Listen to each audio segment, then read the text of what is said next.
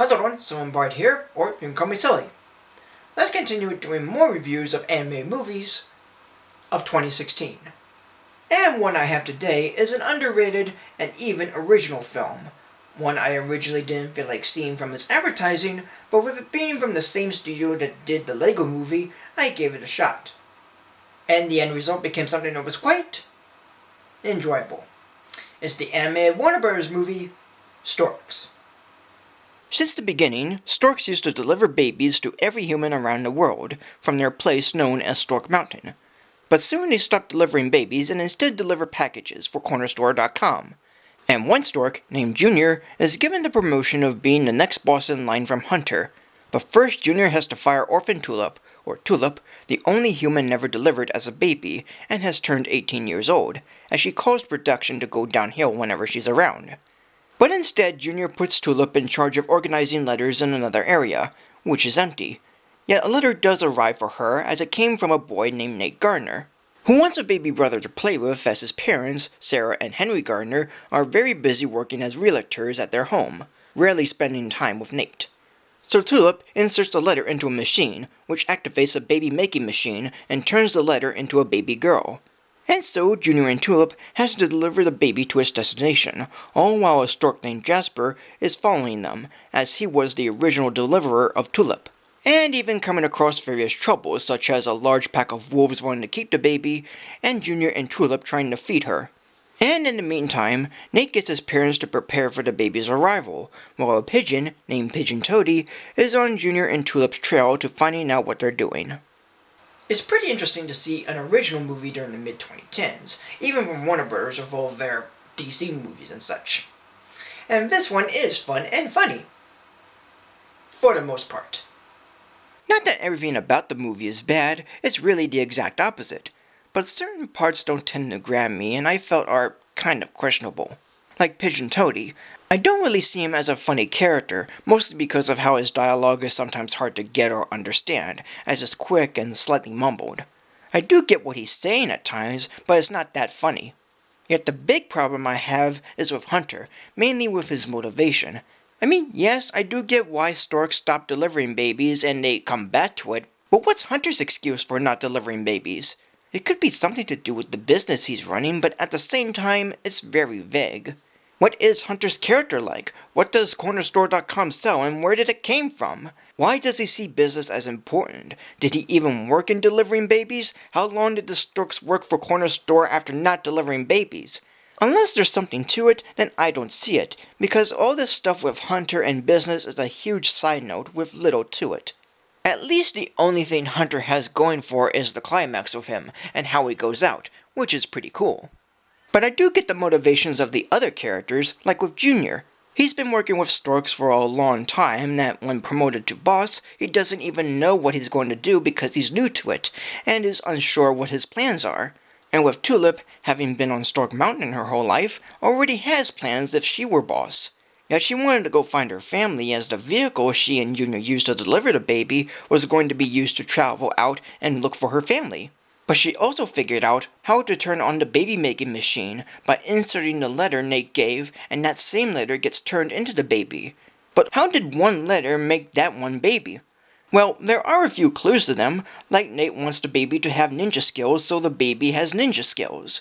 But why the baby is a girl when Nate wanted a boy is beyond me. Maybe it's the colors of the envelope, maybe it's Tulip's own fingerprints getting on the letter, or it's just to get Nate upset that he wanted a brother.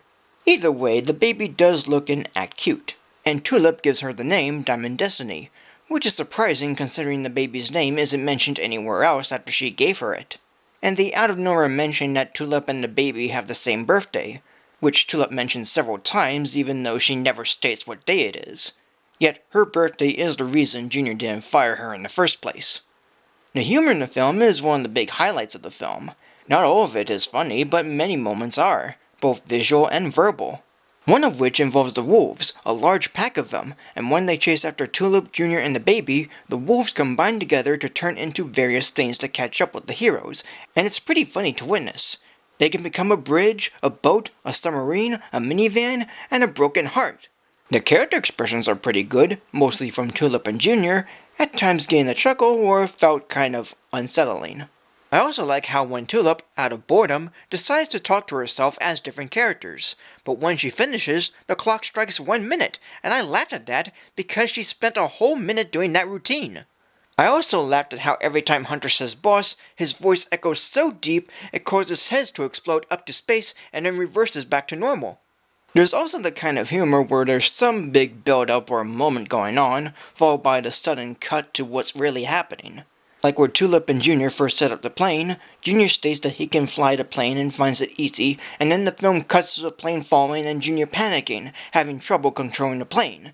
And these big moments to sudden cut bits do happen often with Pigeon Toady, which is where he's the funniest at. First he builds something big, but it's really a small drone he controls. Then he's in a science montage, but he's really smelling underwear. And then he fantasizes about being boss, but he's dancing to nothing in a spa. And all of these visual hits are certainly hits for me. But there's one moment in the movie that I really enjoyed, and was something that I've been expecting to happen. And it's where Tulip keeps on trying to get Junior to explain why he wanted to be boss, and Junior yells at her to back off, and trouble happens. Why is this something I expected? Well, because whenever a scene of two people playing around and having a laugh, I always expect one of them to get angry and tell the other to shut up or stop very aggressively, because of how long their fun went, and it could get annoying. And this is the first time I've seen this moment happen, and I was very glad that it didn't slow down or continue, because out of the other times I've seen this moment and have it not interrupt suddenly, I was so pleased to witness my expectations here, even if you can briefly see it coming. And the actors voicing the characters did a pretty good job. Andy Samberg voices Junior, Katie Crown voices Tulip, Kelsey Grammer voices Hunter, Jennifer Aniston voices Sarah Gardner, Ty Burrell voices Henry Gardner, Keegan-Michael Key voices Alpha Wolf, Jordan Peele voices Beta Wolf, Danny Trejo voices Jasper, Stephen Kramer voices Pigeon Toady, and Antoine Starkman voices Nate Gardner. As a whole, this movie is funny, enjoyable, and a delight. The characters are fun, the story is good, and the animation is great. Directors Nicholas Stoller and Doug Sweetland have made a pretty good and original take on storks delivering babies, and turn it into something interesting and amazing. Even though Hunter's motivation is a little unbalanced and some of the humor, particularly for Pigeon Toady, doesn't grab me too much, I still find the overall film to be very likable.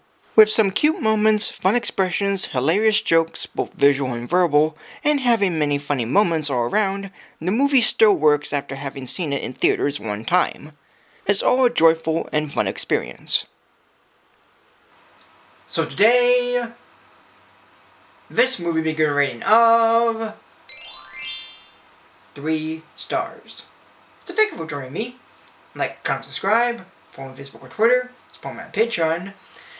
And is there any other movie that can compare to the likes or is similar to Storks?